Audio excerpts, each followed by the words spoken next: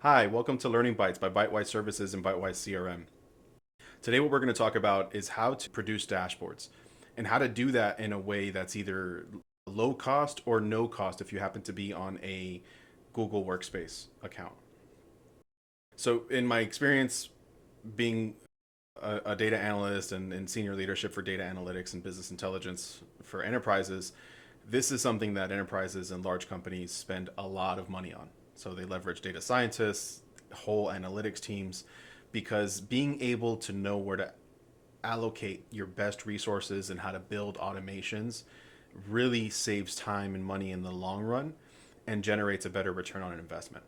So in this case, what we're going to do is keeping it very easy, very low cost. We're doing an example of a dashboard that let's say a real estate executive might want to share with clients on some of the social media marketing that they're doing.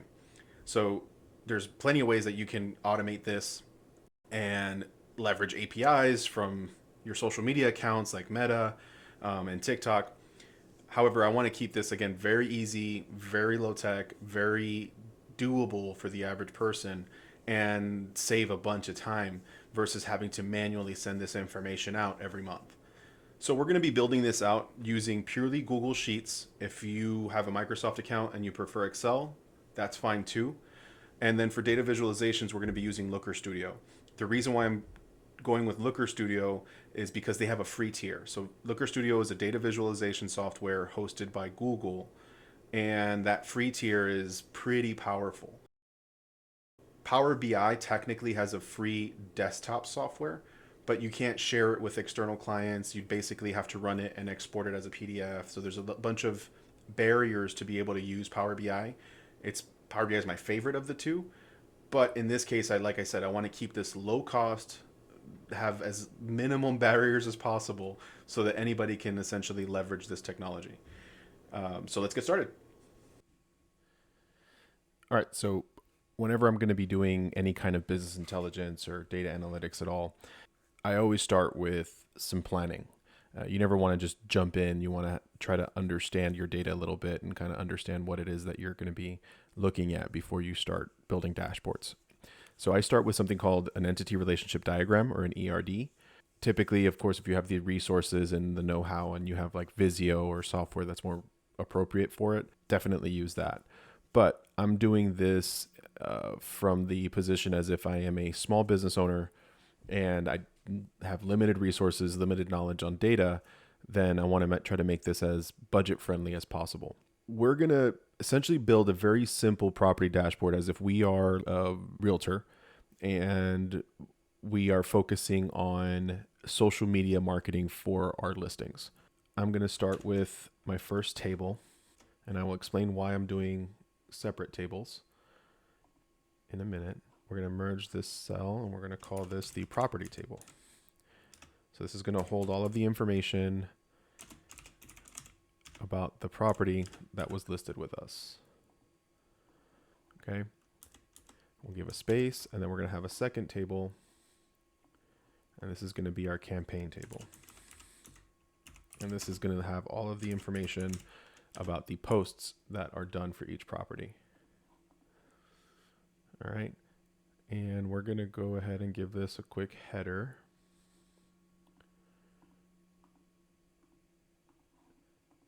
And what I'm doing here is I just merged those cells, centered, horizontally aligned it to the center and vertically aligned it to the center as well. And we're going to name this entity relationship diagram. Now, this is a very watered down version of an ERD. I'm sure if there are any database administrators looking at this, they are not happy that I'm doing this in Google Sheets. But like I said, the idea is to try to make this as approachable as possible for a small business owner who might not be a data engineer or a data analyst. Okay. So what type of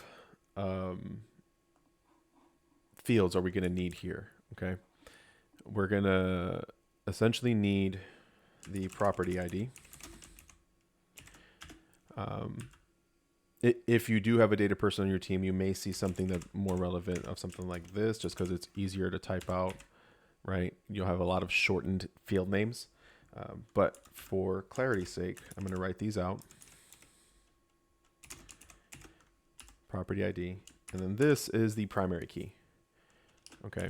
So what a primary key is the unique identifier for each row.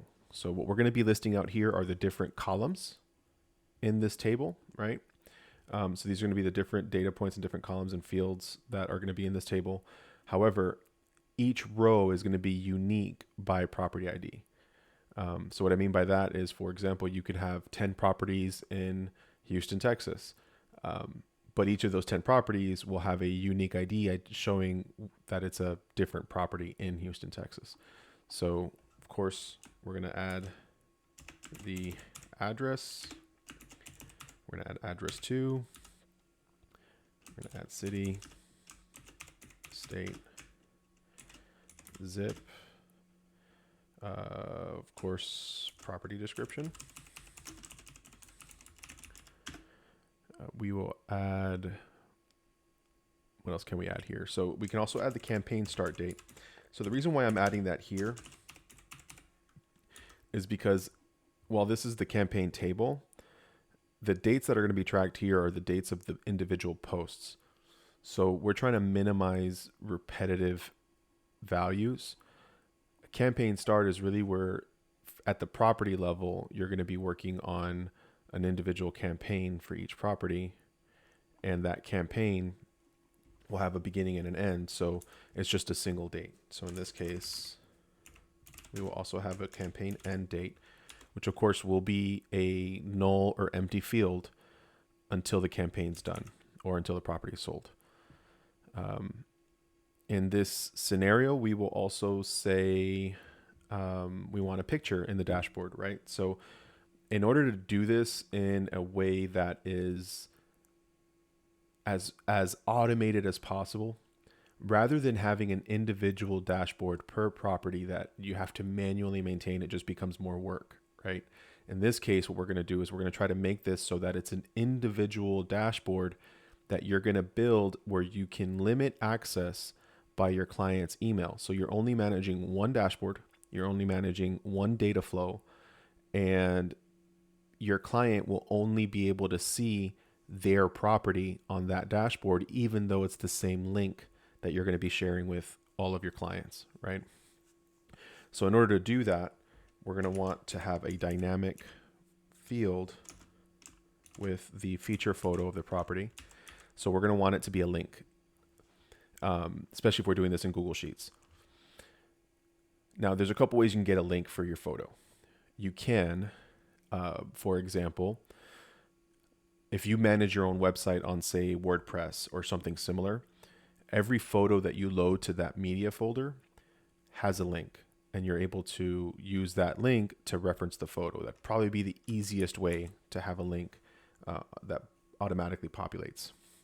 In the case where you don't, what you can do in that case is you can have a Google Drive and share a link that is essentially a unlisted public link that you will put in here. Or if you are using, for example, Canva, I don't know if you've noticed whenever you click on download, there's that copy link or share by link. You can use that link as well. Okay.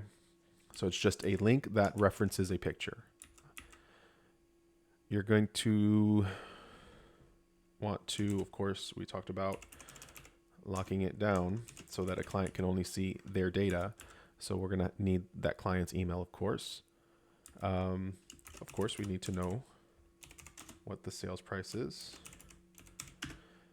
And I think you're gonna want to know load by, and that's going to be the email of the person that loaded it.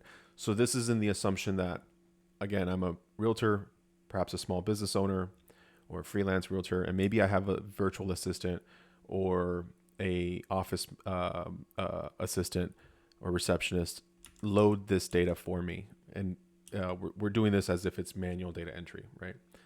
There's a way to automate that too, but we'll get to that in a future series. So for now, we're going to assume that this is going to be done through Google Forms. Okay. On the campaign table, we're going to have the post URL.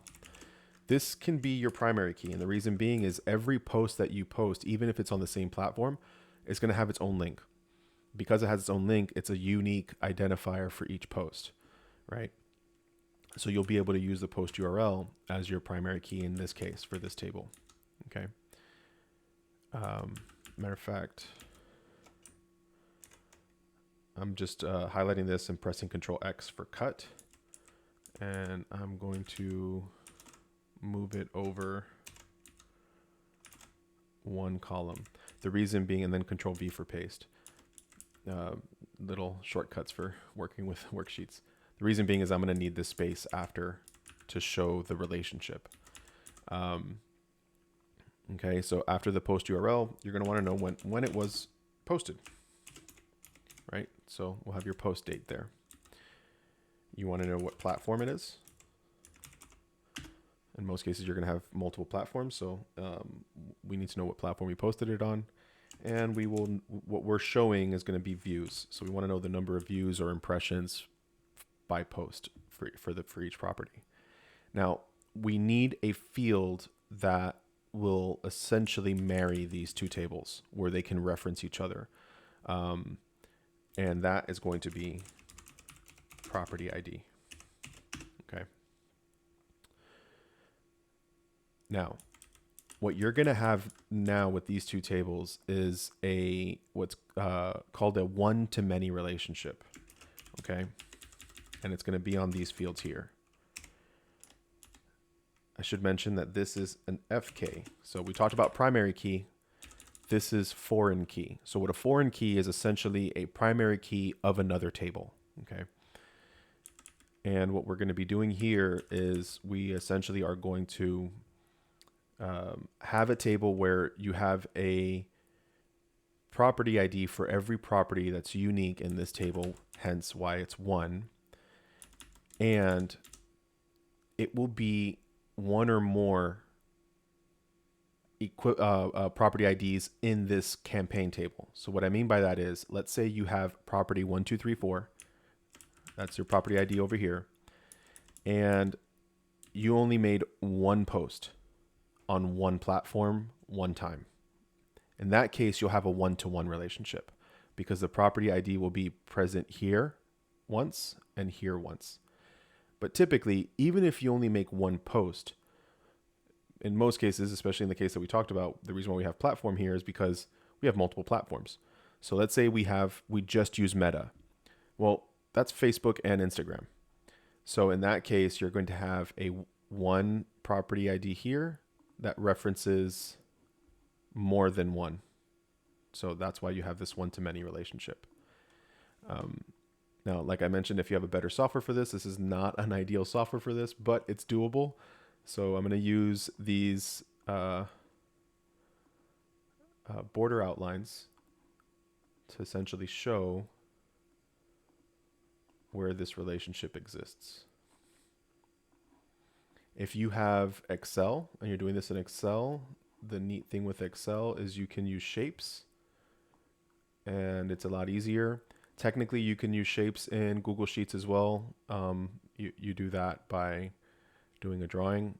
The problem with a drawing is, I will show you. Let's say I do a line because I'm just trying to draw a simple line, right? And I grab that line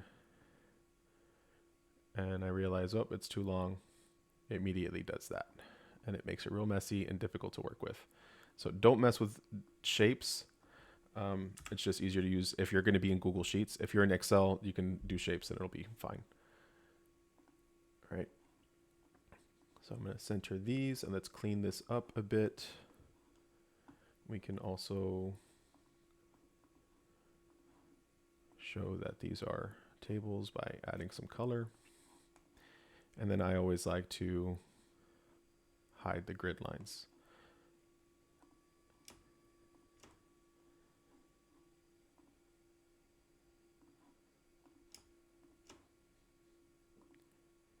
So now you have a nice, neat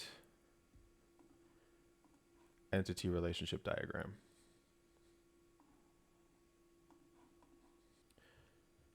Okay, so now that we have our entity relationship diagram and we know what this data is going to look like, we can start working on capturing the data. Now, you don't need to leave the Google Sheet to create a new form. So you don't have to go to Google Forms and then link it. Right here in Tools, you go to Create a New Form, and it'll automatically link it right here. So this becomes a new worksheet. You're going to want to click on Add Questions here, and it takes you right to your Google form for you to update.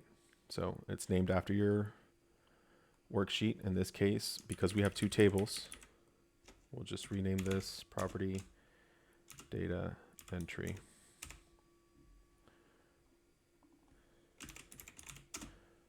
Okay.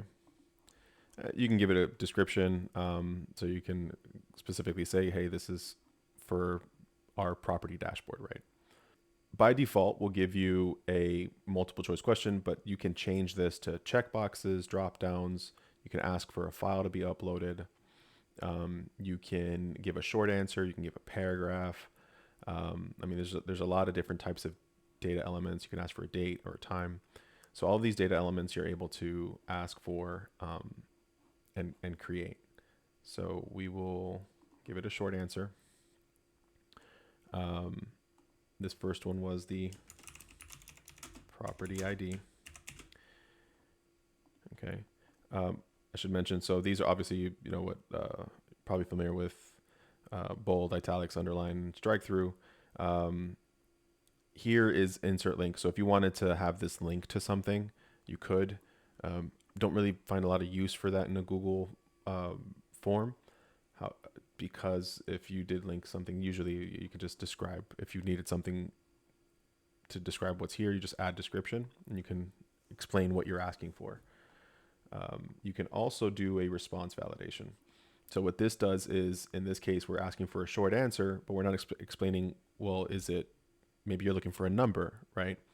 That's where you'll be able to add here, what you'll be able to add here. So you can say, hey, I'm looking for a number and it needs to be greater than, less than, equal, not between. You can set all kinds of rules. You can say, hey, it needs to be a whole number, not a decimal.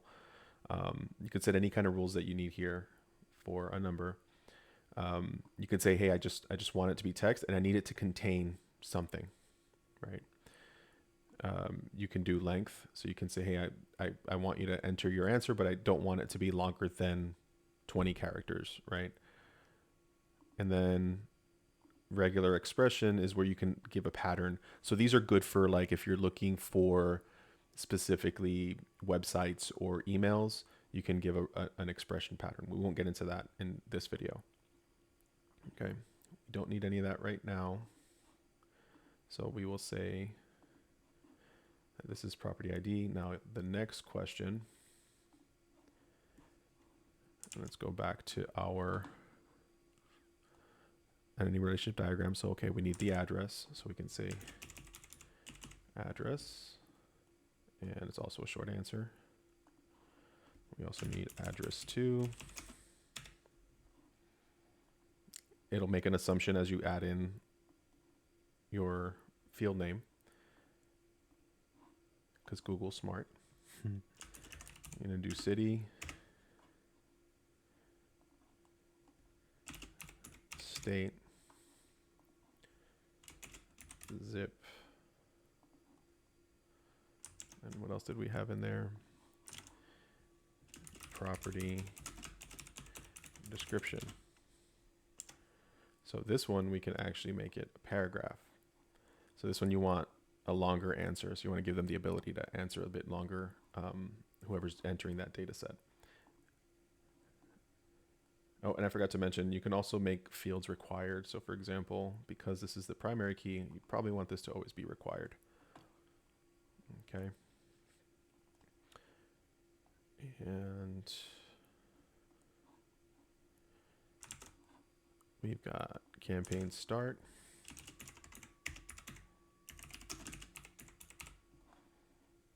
And that's a date. Campaign end. We had the photo URL. So for the photo URL, we talked about URL last time, but like I said, it doesn't have to be a link. You can actually do a file upload. So you can let respondents upload a file to Google Drive. Okay. So if they file upload, what ends up happening is you can allow only, for example, images and only one file. And what's the max size of that file? That way it doesn't fill up your Google Drive. And you can set what folder you want it to go to. Okay. So my drive, property dashboard, photo URL, file responses. So it already created a folder for me. So that's perfect. Okay. And here, what was the next one? Client email. Now to keep things simple, we can say short answer to not get into regular expressions. We're going to say response validation. It's a text and it needs to contain an @ symbol. And then error text, so meaning it doesn't have it, say please enter a valid email. Now this is not perfect because, for example, you can put brico@gmail and not put the .com, and that's technically still wrong.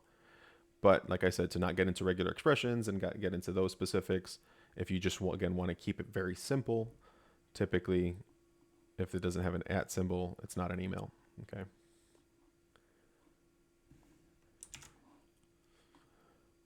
The property price. And this should be, actually, short answer is fine. And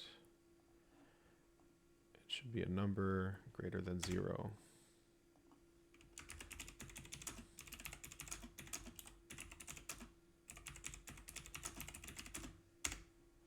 Okay. And loaded by.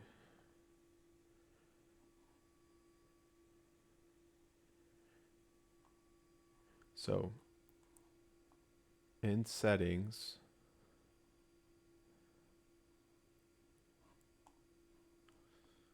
we can say, hey, I want to verify who's filling this out. That way you get an actual email and not somebody entering their email. Okay.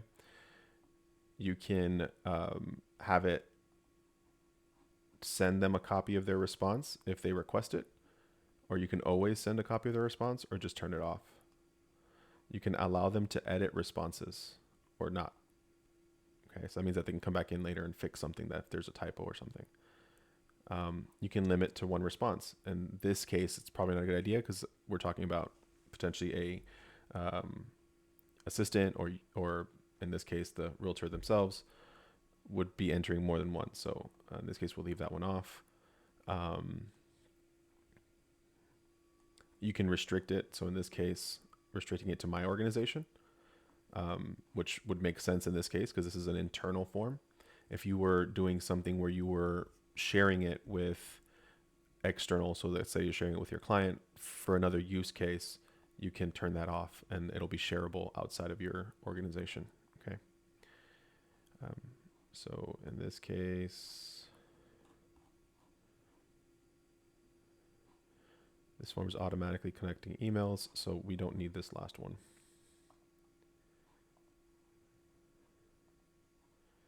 Okay. So now that we've added these here, let's go back to that Google Sheet and see what this looks like. Now we've got timestamp, property ID, address, all of the information that we entered. And right here at the end, we've got email address, which is the email address that's capturing the data entries. Okay. And then this timestamp here is when it was updated or when the response was completed. So we've got this done. I'm going to create another one. I won't bore you with the details, but I'll create another one. Same process, but this one is going to be for the campaign table. Okay. So what you're going to do is when you're done with the form, in this case, I finished the campaign data entry form. you're going to hit send. And you've got 3 different ways that you can send this form out to somebody. The first one is being a simple email, which will essentially send them an email with a link to the form.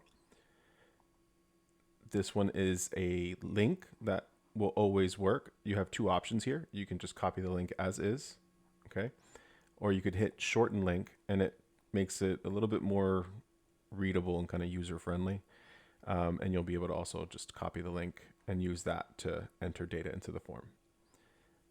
The last option is if you do have a website that you manage, you can grab this code here, just hit copy, and you can also change the height and width of it here. And it's literally just copy from here and paste it into your website. And what it'll do is it'll embed this form into your website. Okay. So now that we have everything populated, I went ahead and, for the sake of time, entered in some fake data. So here is our entity relationship diagram. Here's our property data. So we just added 2 fake properties. And I did load the images, which I generated with ChatGPT, of fake houses. Okay. And then in the campaign data, again, loaded some fake data for both properties. You'll notice the 2 different property IDs on 3 different platforms at different dates. Okay. So now that we've gotten this far, you're going to hit extensions in your Google Sheet, and there's already a menu item here. In order to learn more about Looker Studio and get a little bit more advanced training, Google has some really great resources on this link here. But right from here, you could just hit create a report. Now, if you're doing this in Excel and then importing Excel into Google Studio, or Looker Studio, that's also possible. The difference there is you're just going to go to Looker Studio directly on your web browser and import the data. And I'll show you how to import data here in a second. So here you select what sheet you want to import. We can start with the property data. And you're going to definitely use your first row as headers, right? We don't have any hidden or filtered cells. In any case, in this use case, we probably want to include them anyways, so we can leave that checked. And then you're going to leave this unchecked because this is if you wanted to specifically use a range. So right now it's picking up where my cell is, so it would only bring in that one cell. So in this case, we want to bring everything in.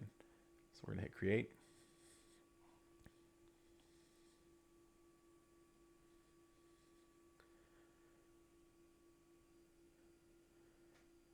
Okay, so it's going to give you just some generic visuals that it derives from your data set.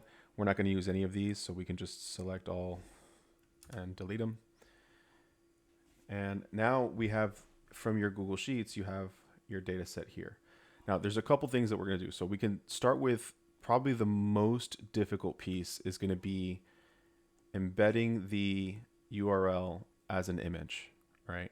So the first thing we want to do is let's add a control, which a control will allow us to filter the data. And we're going to filter not by address, but we're going to filter by property ID. Okay, we can get rid of these. So we've got the property ID. Now, right now it's selecting everything. In some cases, you might want that, especially if this is just internal. But if you're going to be sharing this with other folks, you may want to make this single select only. And then you can decide whether you want to allow someone to select all or not. In this case, we'll say no. But you'll notice it broke. The reason why it broke is if you have single select and you remove select all as an option, then you need to come back here. You see something's broken here. It's because you need to enter a default value. So here we'll just enter a 1, which is not a property ID. But essentially what that would mean is any visuals on here would just be blank because there's no data, no relevant data. Okay. Now, to show your image in your dashboard, this is to add data. We'll talk about that in a second. We're going to add a table.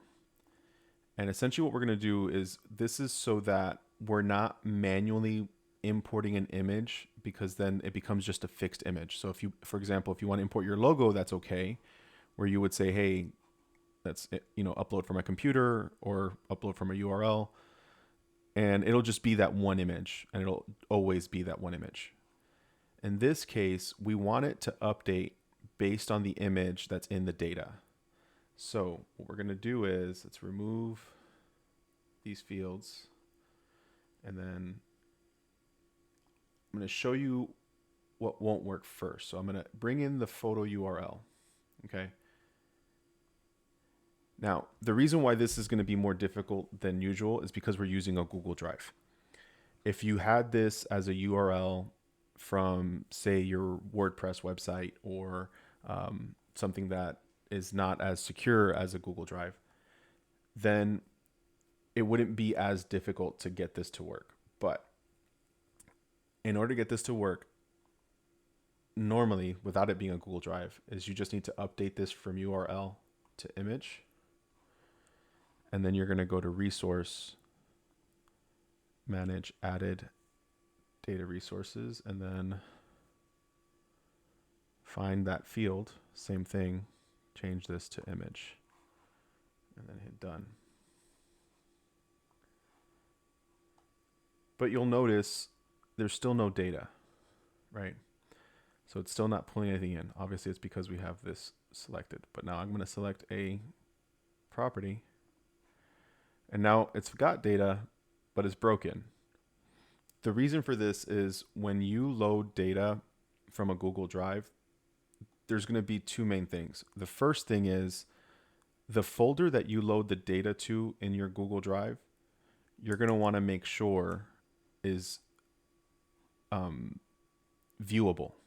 So the other item is, if you look at the URL, this is an open link. And what we want is a thumbnail link. So I'm going to show you how to do this programmatically, so you don't have to manually update these in your Google Sheet, because the idea is to make this so that it's more efficient, right? So for those of you who don't know, first thing you're going to want to do is make sure that when you share, in my case, I already have anyone with the link. Ideally, you would want to share the folder that this is in. That way you don't have to share every single individual link one at a time. So if you share the folder as anyone with a link has viewer access, you don't want to give commenter or editor. You just want viewer. Okay. That means that folks can see the picture, but they won't be able to do anything with the picture. Okay. So what you're going to do is you're going to have to add a field, and you're going to add a calculated field, and we're going to call this property image. And we're going to write a simple formula, and I'm going to explain the formula. So for the sake of time, I'm just going to paste it, but I'll explain what it is.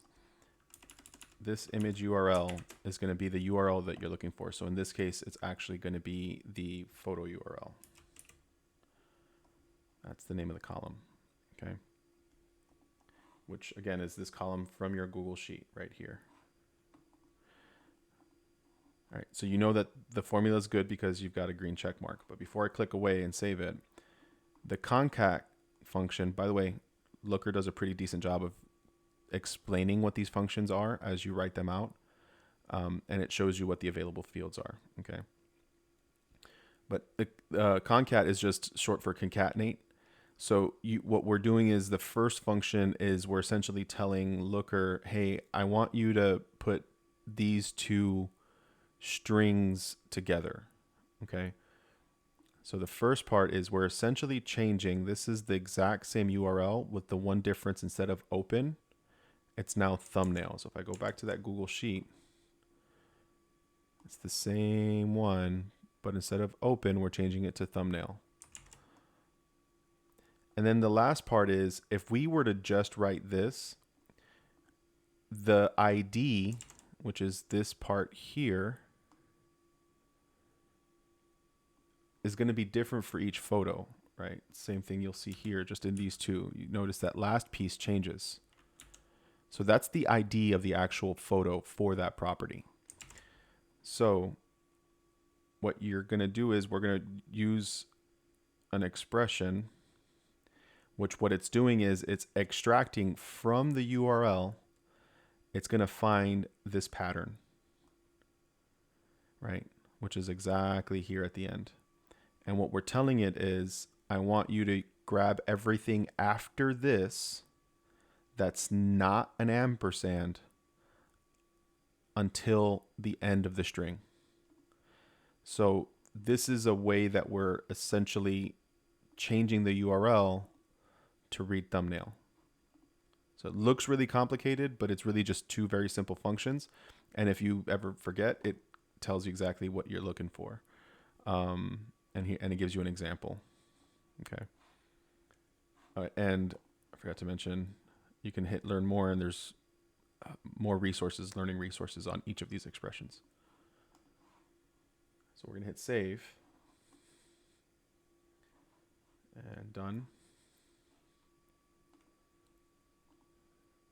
We now need to replace this with property image, which is where we did that function. Now, again, we run into that problem. It's showing as a text, not the actual image. So we're going to update that here. And now you have your image.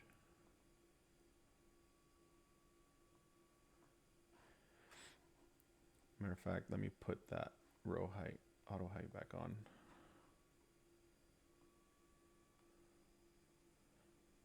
Okay. So now you have the image for your property. And when you flip to the other property ID, you have a new image. And when you flip to a non-existing property, it'll just tell you no ID. So that is the most difficult part of this whole process. Now that we have that out of the way, we have our property data, but we don't have our campaign data, which is really the main thing we want to present. So we need to hit add data, and we're going to hit Google Sheets. But before I do, as you can see, there's a lot of connectors to a lot of resources, even Microsoft SQL Server, PostgreSQL, Amazon Redshift, of course, the Google, Google Cloud and Google BigQuery. You have individual file uploads. You can connect directly to Google Analytics if you have your website set up on Google Analytics, and you can pull that data in without writing any code. It's all point and click. You just sign in with your Google ID. Same thing for your Google Ads. Now, these are your Google connectors. Be careful with the partner connectors, because there are many. And for example, in our case, we do use the SEMrush connectors because we're a SEMrush certified agency. So for our SEO clients, we'll use these connectors to build custom dashboards based on what they're looking for in their key performance indicators. And that way we can present data to them, and it just is much easier. It flows freely, and it's exactly the report that comes out of our system. And we usually merge this data with Google Analytics if they have it, or Google Search Console, their Google Ads if they're running ads. So even if it's things that we're not managing, we'll go ahead and build a custom dashboard for them, so that they can see basically a one-stop solution of all of their analytics for their digital marketing.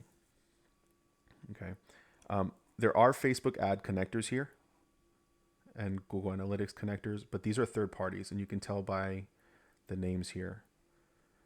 So it's not necessarily a bad thing. It's just be careful where you're putting your login credentials. Make sure it's a trustworthy resource. So for example, Snowflake is very common, especially in enterprise level companies, as a data warehouse. So that's a good one. Some of these other companies I haven't really heard of. So just be careful who you're using. Do a little bit of research first. Just because it says Shopify, it's not Shopify, right? So this is the Supermetrics.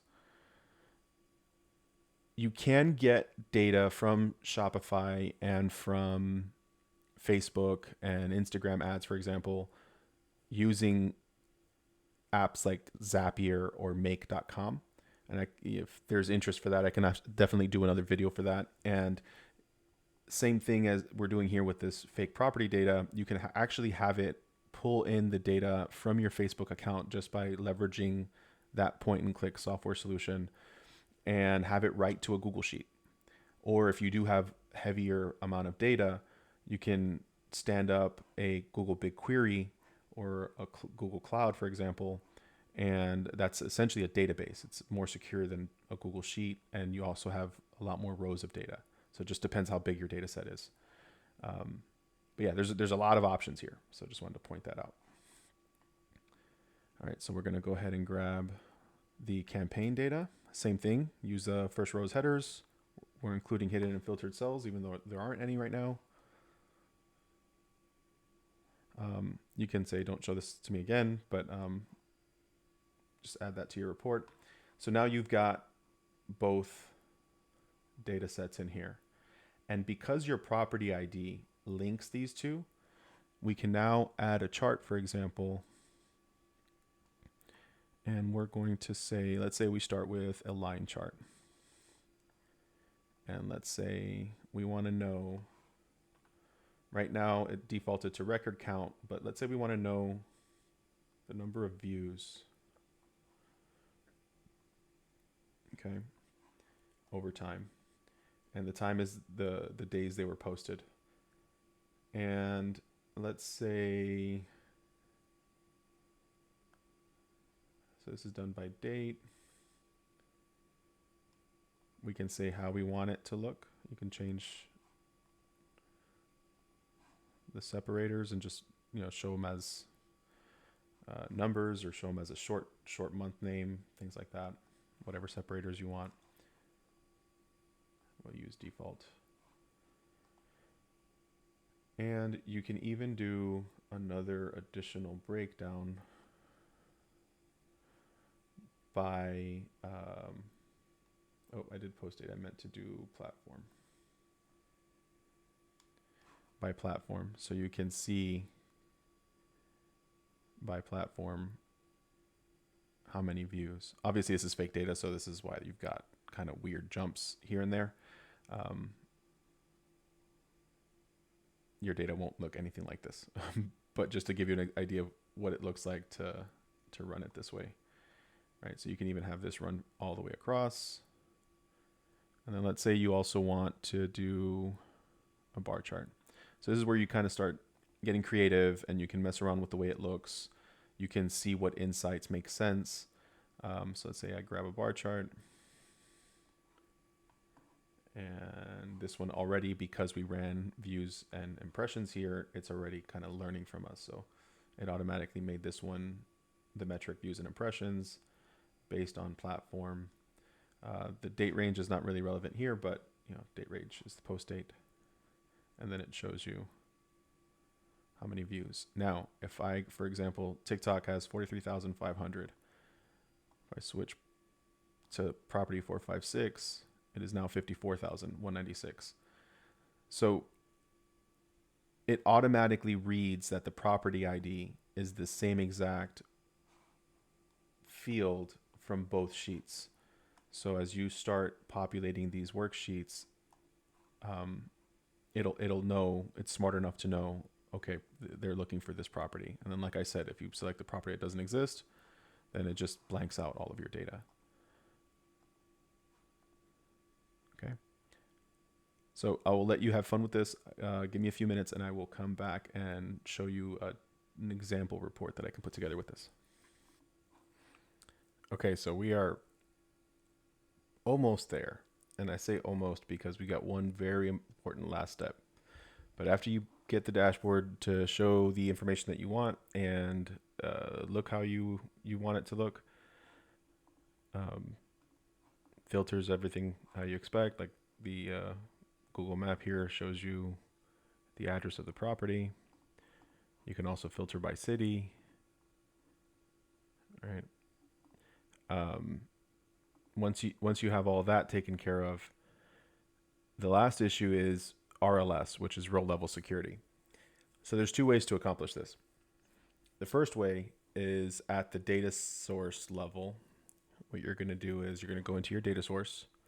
You're going to hit filter by email, filter by data viewer email, and select your email. There's one problem with this method. If you have a report that you're okay with only one person having access, then this works perfectly. But for example, I clicked client email so that the client can only see the rows of data where their email is input. The problem we run into is I am the owner of the data and I can't see any of the data for the other two properties, the fake properties that we created, because it's only one email at a time. Doesn't matter who's owner or viewer. So the workaround for this, let me change that back.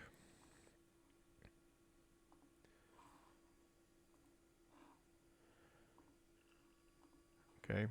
So the workaround for this is going to be essentially that you will have to create another calculated field. So you'll hit add field, add a calculated field, just like we did earlier for the URL, the image URL. I already created the field, and here it is. So I created a field, I called it RLS. What I did was in the data set, I created an extra column. It's called the access column. You can also call it the RLS column, whatever makes sense. And I'm manually entering an email. So in this use case, what I'm saying is, hey, if this cell here has a value that's greater than 0, I want you to make a list starting with this email. So we can say, let's say if this is in that same hypothetical situation where it's a small business owner who is listing these properties, this would be essentially their email, or in the case I have here, the support email, right? And I want you to add a comma because we're going to do a comma separated list. And I want you to add the value of client email and another comma. And I want you to add the value of the person who loaded the data. So now there's essentially 3 people that have access to this data. If I open this up, you can see that there's a list of 3 emails. So going back to the dashboard, you're going to run an if statement. So if the access field contains the text that is the user email signed in currently, it's going to return a value of 1.